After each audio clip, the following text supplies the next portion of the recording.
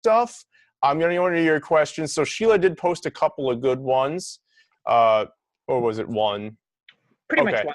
Yeah, there was one. So key Mhm. authors. Key authors I forgot to put a slide in for, but I can give you a bunch off the top of my head. Okay. So bone broth, let's get into that. I decided, since it gave me like a couple hours notice, I decided to look into it on different medical journals and things like that. So Harvard did a study on it. It proved, well, they showed, and again, I don't know how accurate or not this is, but I saw pretty consistent consensus on this.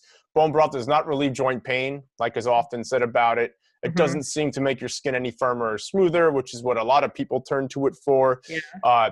Doesn't seem to improve digestion, and it doesn't strengthen bone. So that's according to a Harvard study. And like I said, I saw a bunch of others too that piggyback that. This is just kind of a summation. So that was one thing. Another thing to look out for is there's apparently a high risk of lead contamination in bone broth diets. Yeah. So basically the way that they process the broth, I don't exactly know how it works. I didn't look into it for that long, like I said, but apparently there's a processing mechanism wherein you have a much higher chance of having lead contamination.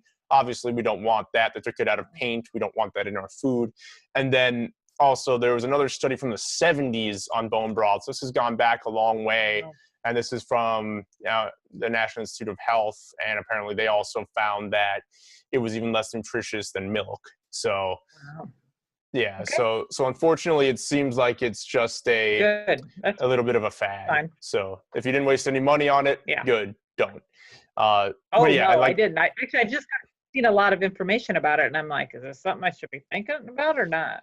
Yeah, and I know Dr. Axe, and I've looked at his stuff, and some of it's good, but when I looked at his bone broth stuff, he didn't cite any studies. He didn't cite anything really. So I'm just like, well, where is this information coming from? He's saying studies say this, and I don't believe it when people say that unless they link to it and I can verify it for myself. So I didn't see him cite anything. So I'm probably going to have to call BS on this, but again, I'm not 100% sure, but to my knowledge, from what I found in a couple of hours, there's not a lot proving that it does anything. In fact, quite the contrary. It's not a bad thing unless it's contaminated with lead, but it's not a great thing, like they're prescribing it to be. Cool.